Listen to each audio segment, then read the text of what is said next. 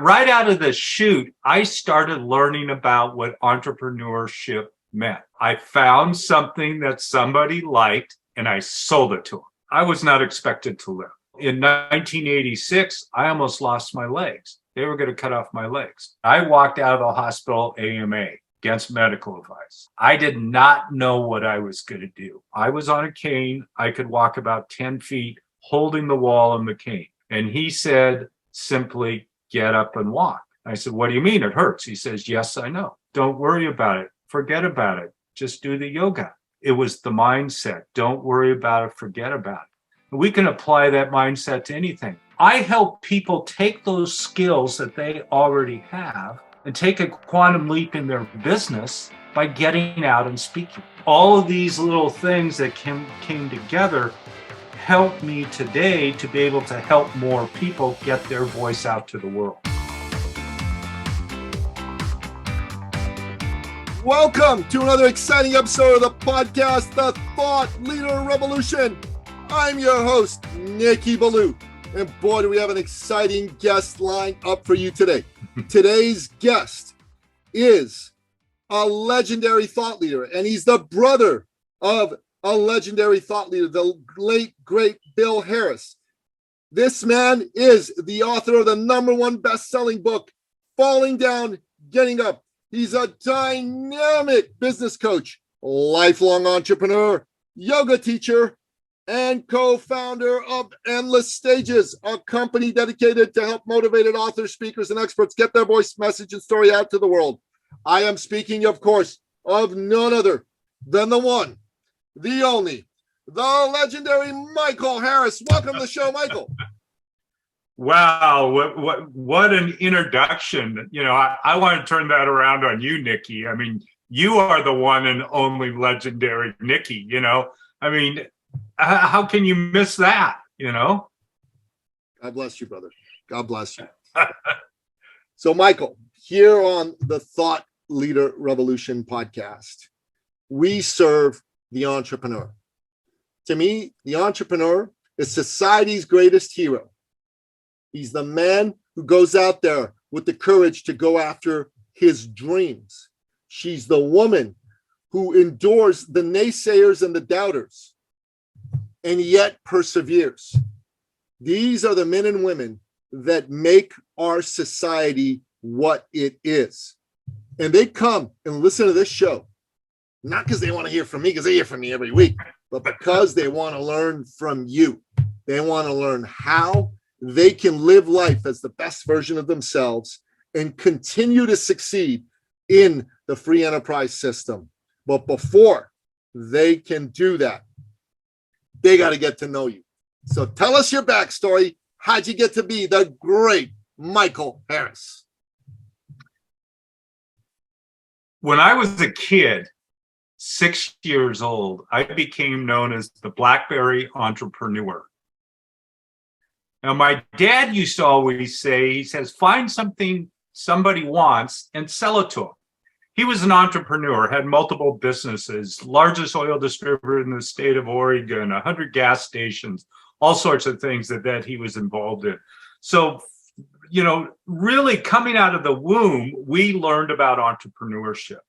So here I am, 6 years old. All the neighbor kids wanted to come over and have the blackberry pies from Mrs. Harris because she made the best blackberry pies in the neighborhood. Well, part of the reason is we had a huge field filled with blackberries, and they were the best blackberries around. So I went to Mom one day and I said, looks like everybody wants to, you know, eat your pie. Why don't we sell it to them? And she said, you pick them, I'll bake them. You get 50 cents, I get 50 cents. We'll sell them for $1. So I started going around the neighborhood, and Nicky, I think that the Girl Scouts stole this line from me. How many boxes do you want to buy? Go around the neighborhood, my friends' moms, and say, how many pies do you want to buy? Or if it was a couple of weeks before Thanksgiving, I would say, you need extra pies for Thanksgiving. So right out of the chute, I started learning about what entrepreneurship meant. You know, I found something that somebody liked and I sold it to them. I Love it, man. That's powerful. What a great story. The Blackberry Pie guy at 6. Yeah. Found something somebody wanted and sold it to them. Built him. So where does the story go from there? Well, on page, if I remember right, it's page 25 in The Law of Success by Napoleon Hill. Great book. And there's a story in there from 1927 of Henry Ford, selling his Model Ts, and what did he do? He got pre-orders. He didn't build it before he made it. You talked about this with Alex on I believe it was on the podcast with Alex Sanfilippo, where you talked about not making something until you've sold it.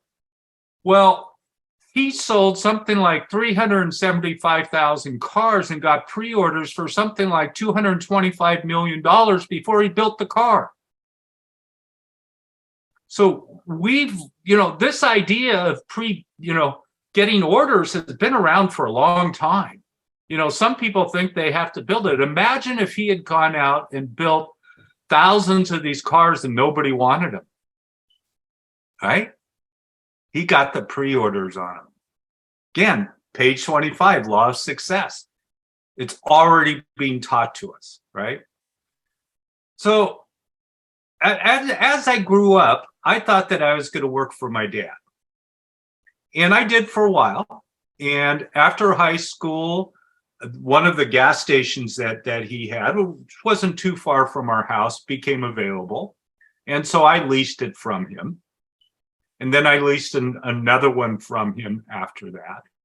So I started learning this idea of the gas and oil business. Gas at that time was, I think it was 29 cents a gallon, if I remember.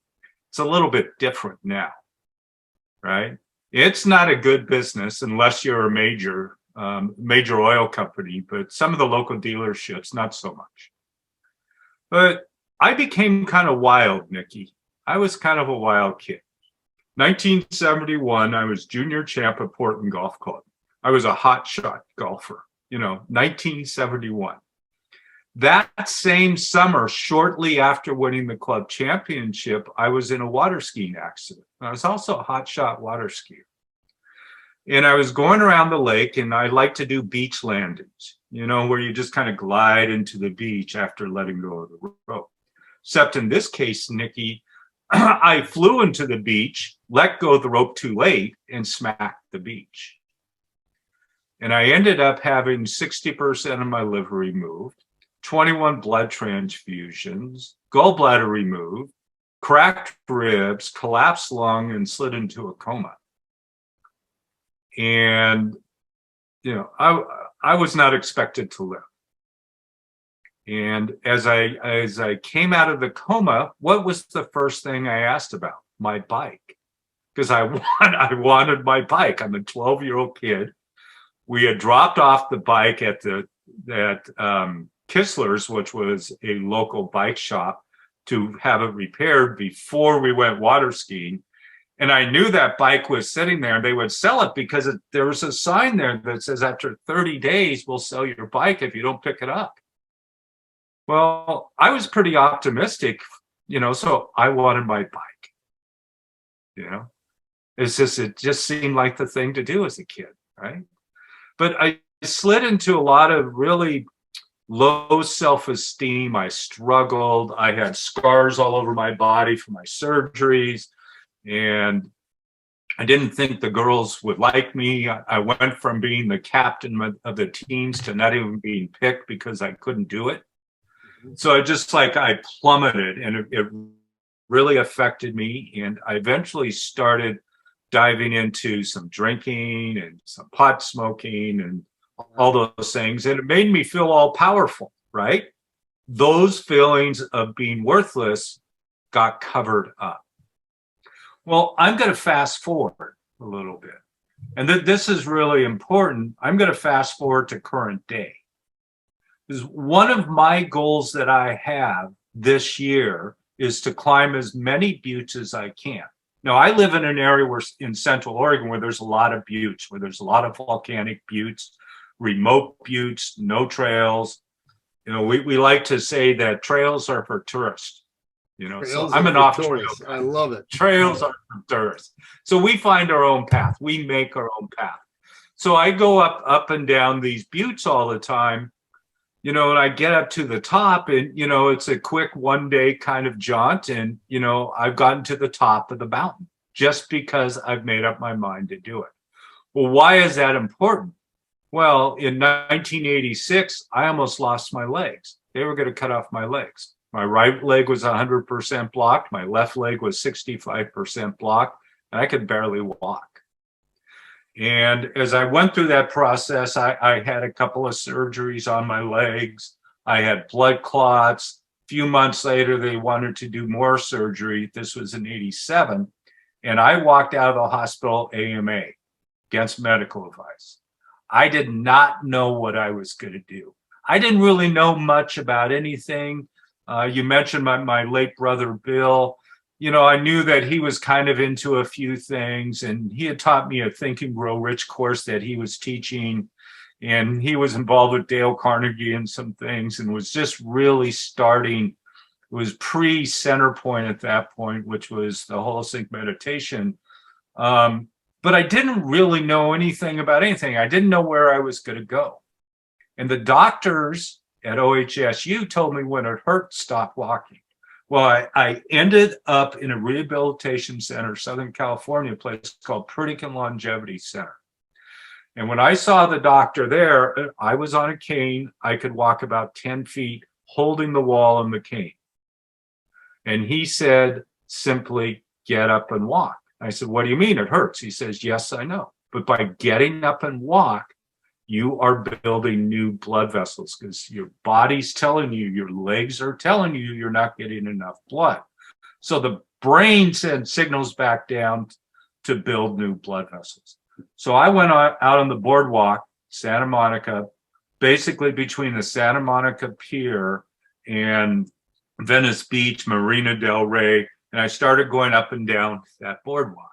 Now, I was motivated, Nikki. There was a lot of girls on rollerblades, and I was not going to look like the 97-pound weakling. So within 2 weeks, I went from walking 10 feet with the cane to walking 2 miles unassisted. That's how fast it happens. And this is why I mentioned the idea about the buttes and doing the buttes.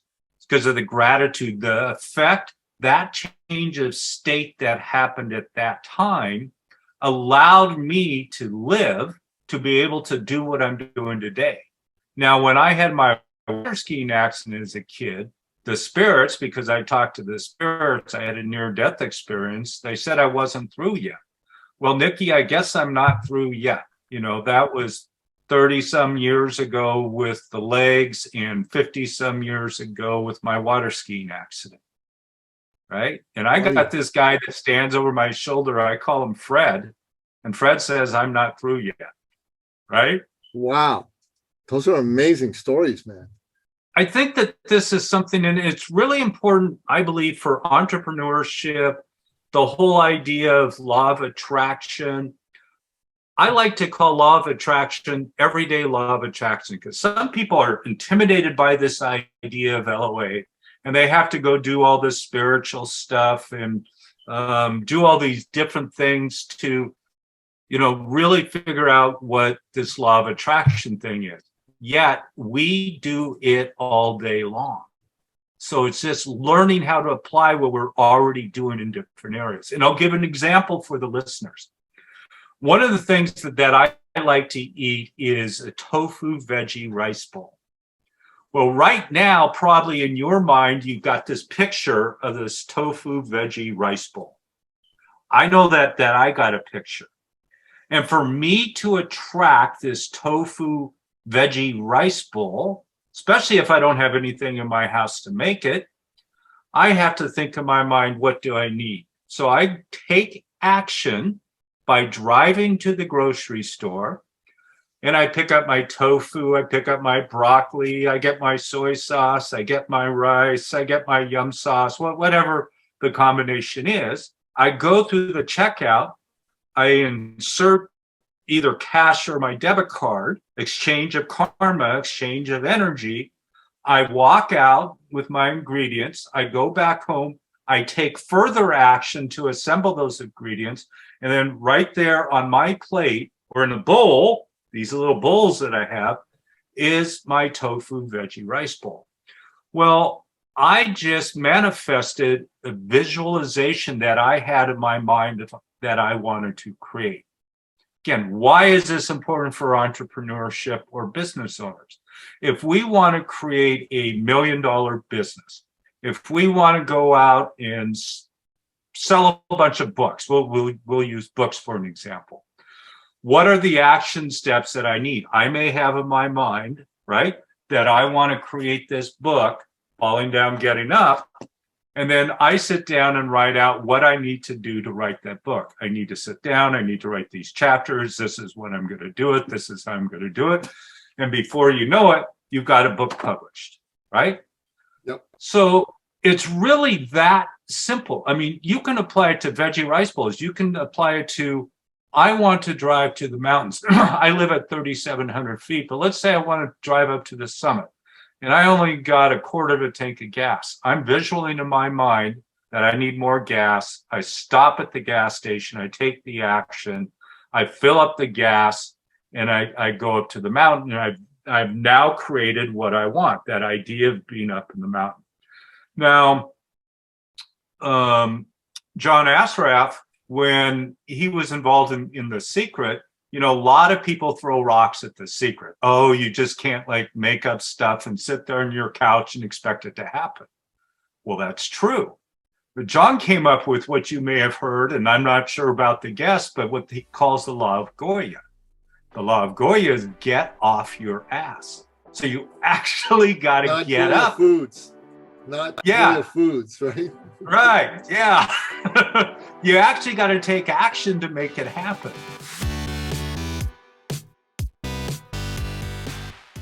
Yeah, you know what? It's very true. My mentor talks a lot about the importance of Goya, although he doesn't call it that. And he really said, look, The Secret was great and all, but without action, nothing happens. But I will say this. When I act, when I am in action, it appears that the universe also acts. So it's not just a solo thing. So I'll give you an example. So, you know, I'm a single father. I have 2 teenage sons. They're both sick at home from school. You know, the COVID fascists are no longer insisting that every little sniffle is the end of the world and they're going to kill people if they're around them. Yeah. But they're both at home. And today is the first day after a week-long series of events. And normally I don't have my kids with me. The ex takes them, but she's on a business trip to Africa. So I had them, did my event. I normally have a break after my event. I've had no break, just continued moving forward. And I just said, screw it. I'm gonna get into action. There's some people I want to call to potentially do business with them. And there was one fella I called. We had a call, and he was kind of like a no. But the way I was with him, he texts me and he goes, let me ask you something. And I just texted him back with a question, yes, and 5 question marks. And he goes, well, I want to be a beast in raising money, because he's a developer. Can you help with that? I go, well, I'm an expert in helping people be effective enrollers. So, and I've helped developers raise money before. So yeah. And I said, do you want to talk? I'm free until 3 Eastern. So he calls me at 2:52. We talk for 3 minutes and I book a discovery call. Yeah. Boom, just like that. And yeah, I didn't push him for the business. I just had a call with him, but the universe brought him back to me. There's some great light that happened. And that's a beautiful thing. So when you partake in the law of Goya, God himself takes a step along with you. Absolutely. Yes. Being in alignment with the universe is really vital, at least in ongoing, I'll call it ongoing attraction of what you're creating in your life, right? Because if you're trying to create something through action that is not in alignment with you and the universe, then it's likely that that result won't occur the way that you want it to occur. Yet if you are in alignment with the universe in your actions and your visions, then the results that occur are probably going to be much greater than you could ever imagine. 10x, 100x. Beautiful. I love it. Absolutely. Excited just to hear you say stuff like that, brother. Yeah, it's the truth. That for me, there's a few things that are important. First and foremost, my health and my fitness. I used to be a top trainer, and I was a Greek god in the way that I looked. But in the last decade plus, I haven't been a trainer, and I haven't had the same eye on it. And I ate a little less cleanly over the years, and I got a little bit of a layer on my belly. And I don't want that fucking layer there anymore. Excuse my French, man. I want that son of a bitch gone. And I've been doing stuff, and it hasn't, got the result. But I'm going to do it. I'm willing to be a beginner all over again. How to lose the belly at 55 versus 35. It's very different. At 35, it was pretty easy for me. But it'll happen now. And the other thing is that I've had a wonderful business for a long time, and I've helped a lot of people make a lot of money. And I want to hit a certain result myself. You know what I mean? Yeah. I've come close to it, but I've never quite hit it. And this year, it's like I'm willing to be bad before I'm good, whatever it takes. Let's go. Yeah, let's make it happen. Well, we have a mutual friend that we talked about briefly before, James Arthur Ray, and love James. He's done a lot of studying of mythology, and there's the story of Aladdin and Aladdin's lamp, and you rub the lamp, and the genie comes out, and he gives you 3 wishes. Well, one of the things that James talks about, he says that's a bunch of hooey. He says you don't get 3 wishes. You get as many wishes as you want, right? You're not limited. 3 wishes is a limitation. So like you wanting to, get rid of a little bit more belly at 55 than 35, sure, why not? You want to manifest something bigger in your business this year, why not? Or anybody, for that matter. In looking at what you do in your podcast, you have all these incredible nuggets that you have in there. Interspersed between your guests, you have these nuggets that you've come up with. Amazing. And providing value to the listeners. I want to go back and listen to them all. Because, like there's one about the pitch fest. We've been there. I've been to these pitch fests, and it's just like, how about the value fest? Let's create a value fest where we're just giving so much value that the participants and any listeners there, are sitting really on their edge of their seat wanting more. And if we're giving value and we're serving in that way, then we don't have to pitch anything. It just unfolds. It happens naturally. It's like the law of nature, the law of success. Yeah. Pitch fests I don't have a problem with an event at which there is an upsell. I mean, events have upsells. Yeah. But if that's all the event is, that's a little much. You know what I mean? Yeah. That's a little much. Yeah. And I think that you got to add a ton of value at your events. You got to add a ton of actionable things that people can do to move their life forward. And if you do that, then you want to give people an opportunity to continue to work with you and learn from you. You're doing them a favor from my point of view. That is a value fest versus a pitch fest. Michael, yoga. Talk to me. Okay. One of the things that helped me a lot recover my health was yoga. When I was at the rehabilitation center, the Pritikin Longevity Center in 1987, they had a yoga class there. It was more like a gentle stretching class for people that couldn't stretch or move their bodies. I mean, it was really, really gentle, but I liked it. And when I left that center and went back to Portland, I started doing yoga. I would go to the gym, I'd walk on the treadmill, and they had a yoga class, and I started doing yoga at the gym. And I thought, well, this is pretty cool. I kind of like this. And then I ventured outside of the gym and started doing some other classes outside of the gym and started doing what's called Ashtanga yoga and got really involved with that and did some trainings and did some workshops with people to really dive in. And then in 1993, I did my first hot yoga class. I thought it was hot, sweaty, and stupid, and I couldn't believe anybody would do it.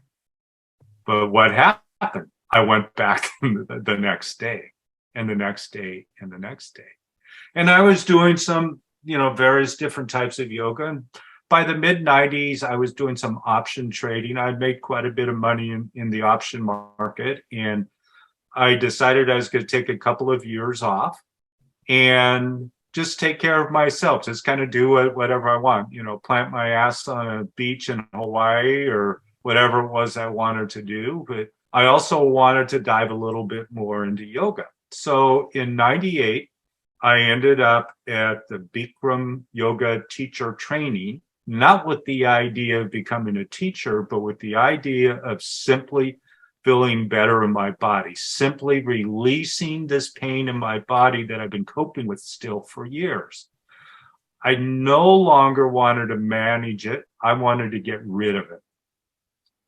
A couple of weeks into it, I got in an argument with this guy named Bikram. And I said, how do I modify? And he said, no modification, Michael. He says, don't worry about it. Forget about it. Just do the yoga. Nikki, those 3 lines, don't worry about it, forget about it, just do the yoga, is the single biggest lesson I've ever had in yoga. It wasn't how to do triangle, it wasn't how to do bow pose, it was the mindset. Don't worry about it, forget about it. And we can apply that mindset to anything. Don't worry about it, forget about it. Just go buy a car, don't worry about it, forget about it. Just put your lead magnet out, don't worry about it, forget about it. Just ask her out for a date, whatever it is. Within a couple of weeks, all the pain in my body was gone. Any remaining pain, my body was gone. I was the speaker at our graduation. It was an 11-week, very intensive, 6-day-a-week, 14-hour-a-day training. It was intense. Bikram doesn't hold back. He pushes you to the limit. And a week after the training, I ended up teaching my first class. A year after that, I opened up my first studio and I started getting pretty active out there. We started opening a studio every 3 days within our international community. And because of some of my business experience prior to that, I was helping a lot of the new studios open, helping them with their business plans, with their marketing, how to attract and convert and retain their students. And I did it really based on yoga principles. I was in my first studio, I had been looking at my business because it kind of was limping along about the first year. And I thought, well, what can I do? And I thought, well, yoga's based on nature, and nature gives us everything that we really need to learn when we study it.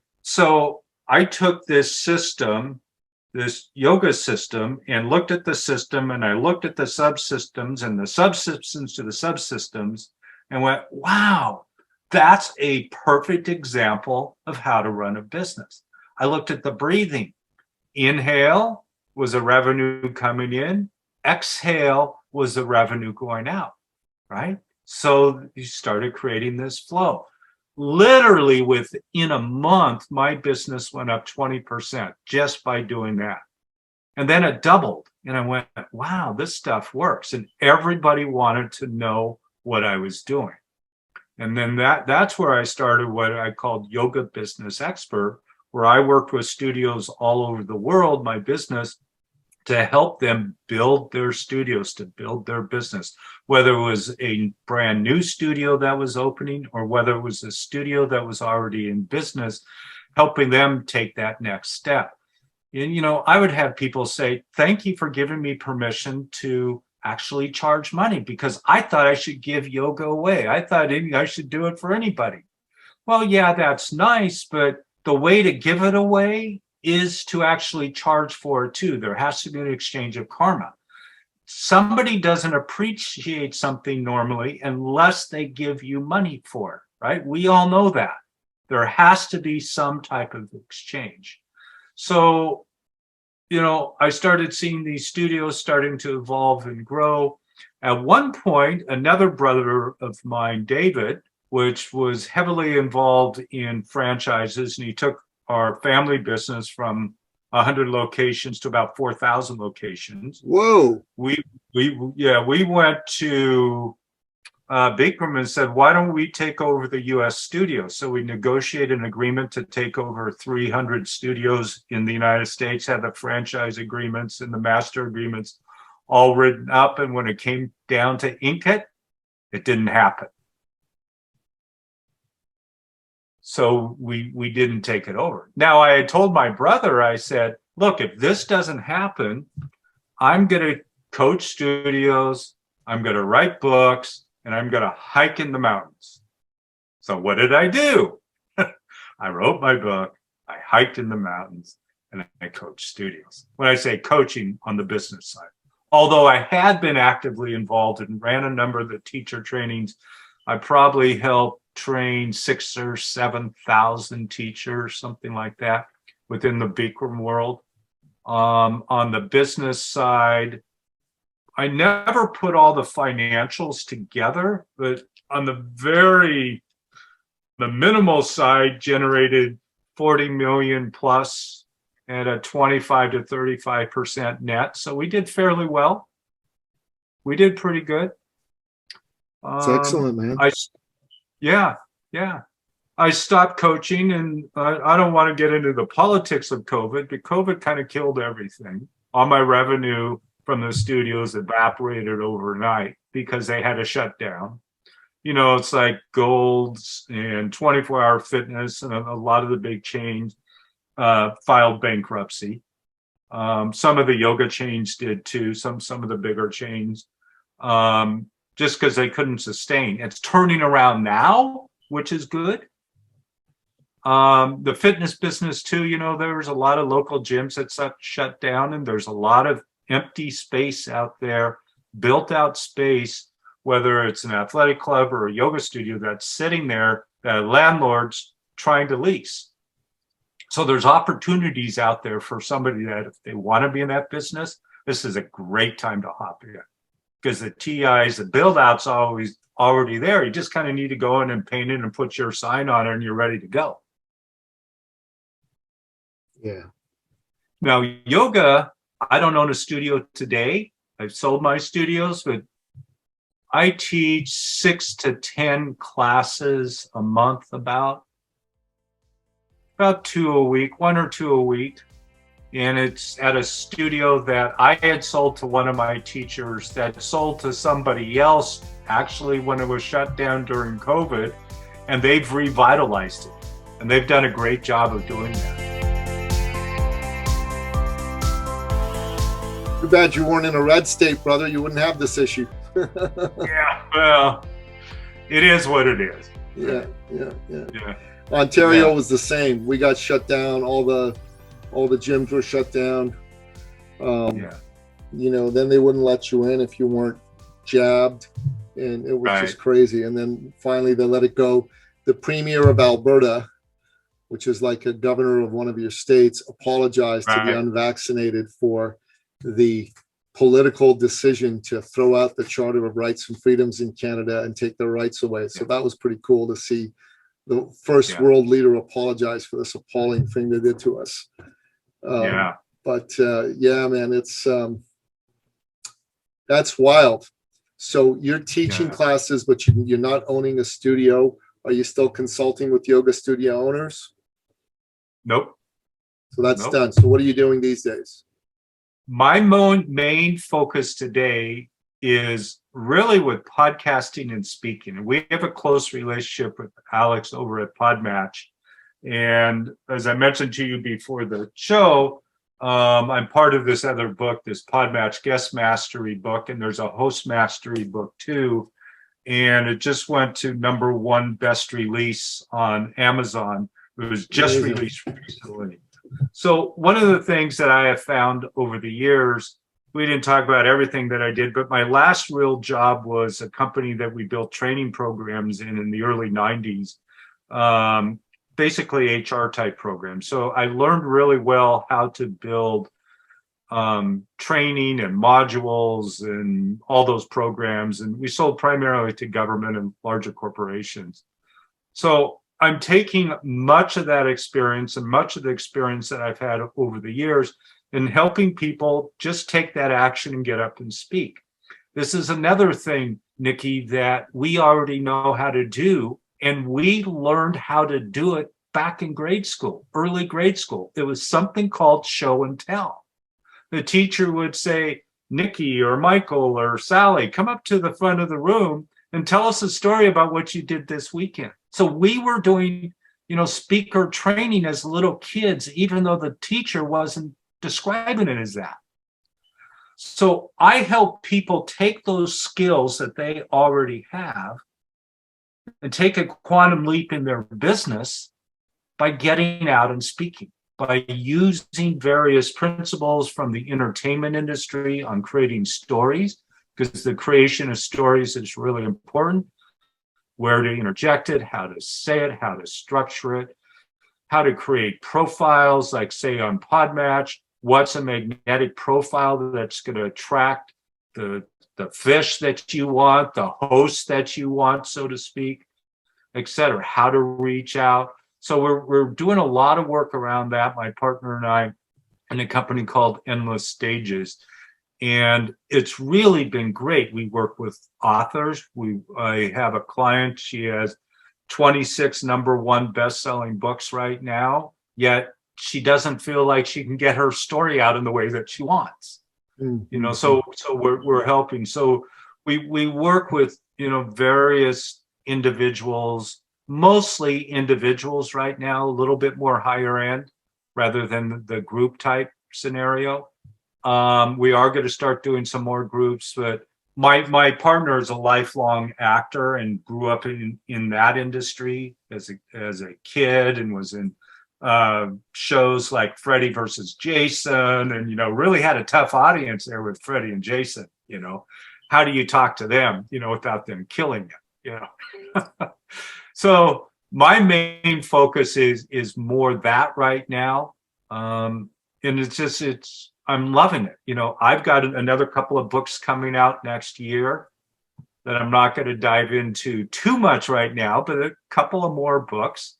I've worked closely. I don't know if you know David Hancock over at Morgan James, but David is a remarkable man, and he has published virtually everybody at one point or the other, whether it's Brendan or Les Brown or Jay Carmen Levinson. He was, I was blessed to know Jay and going through Jay's Guerrilla Marketing University as well. And he forwarded my Falling Down book, because one of the things that Jay said, he says, the way that Michael overcame his health issues is the way that a guerrilla marketer does their marketing, in different and unusual ways that cost little or no money. Right? There you go. So while Jay was alive, we became really good friends before he passed away. And, just like all of these little things that came together helped me today to be able to help more people get their voice out to the world. What you've done is what we call building a thought leader brand, right? You created for yourself a brand inside the yoga space, and you really became known for it. we say an expert, someone who knows something, a thought leader, someone who's known for knowing something. You were known in that space. People sought you out, and it looks like this is what you're doing in the world of podcasting and stages. I mean, I've had some great success in the world of being a podcast guest. In 5 months, I generated over $200,000 in sales from being a guest on other people's podcasts. Yeah. And it's a very powerful thing. I'm a big believer in that. And I really love teaching others how you don't just have to be a guest on a show. You can actually make money from being a guest on being on a show, because the vast majority of guests don't make any money from being on shows. The vast majority of hosts don't make any money from having a show. So now it's time to really show folks how they can take this to the next level and, do all of that good stuff. And it looks like you've created a wonderful thought leader brand for yourself. So if someone wants to get a hold of you or find out about your work, what's the best place for them to go? michaelbharris.com. That's simple. We'll make sure. B is in book. I love it. michaelbookharris.com. michaelbharris.com. We'll make sure we put that in the show notes. So Michael, we end off each and every single episode by asking you, as our guest expert, what are your top 3 expert action steps, like bullet point style? What are your 3 best pieces of advice to help our listener take their business or their life to the next level? So what say you? Don't worry about it. Number 1. And it's really interesting. I've been reading some more material from Paramahansa Yogananda, for those that know him, and he's got a little book called The Law of Success. And he says something similar to that in a slightly different way, but he says, if you focus on your mind on what doesn't work, that's what you will get. So you need to stop worrying about it. Don't worry about it. Forget about it. Just forget about it. Focus in this other area of what you are creating, of what you want to attract in your life. And I want to create a very short story here. Those that know Steve Jobs, he started this little company called Apple, and he created the iPhone. Well, you can directly really give credit to Paramahansa Yogananda and Kriya Yoga for doing that, because Steve got in alignment with the universe and created the iPhone. And he says that. And at his service, he gave away Autobiography of Yogi, the book, to everybody that was at his service. So again, I won't get into the longer version of the story, maybe another show. So don't worry about it. The third one, again, I learned it as just do your yoga, just do your life, just take action, just do something, So don't worry about it, forget about it, just take action. Don't worry about it, forget about it, just take action. I love it. That's very similar to what that Bikram teacher told you, right? Yes. Don't worry about it, forget about it, just do yoga. But it's the same thing the doctor at the Pritikin Center told me. Don't worry about it, just get up and walk up and down the beach. It's the same thing Dr. John Sarno says to people with pain. Don't worry about it, forget about it, just live your life. Late Dr. John Sarno, he passed away, unfortunately, just recently. Yeah. But he's great. Love his books. Yep. His entire book is on YouTube right now. You could listen to it for free. It's great. I actually helped promote the movie All the Rage with Michael Galinsky when he wrote it. Oh, that's amazing. I love it. I love it. Yeah. Listener, Michael B. Harris, B is in book, is the real deal. To find out more about what he does, go to his website, michaelbharris.com. That will be in the show notes.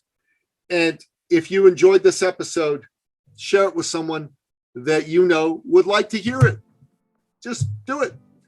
And Michael, thank you so much for being on the show. Thank you, Nikki. It's been great to be here. My pleasure. And that wraps up another exciting episode of the podcast, The Thought Leader Revolution. To find out more about today's guest, the one and only Michael B. Harris, go to the show notes at thethoughtleaderrevolution.com or wherever you happen to listen to this episode, be it iTunes, Spotify, Stitcher, Google Play, Audible. Until next time, goodbye. This episode has been brought to you by eCircleAcademy.com, the proven system to add 6 to 7 figures a year to your thought leader practice.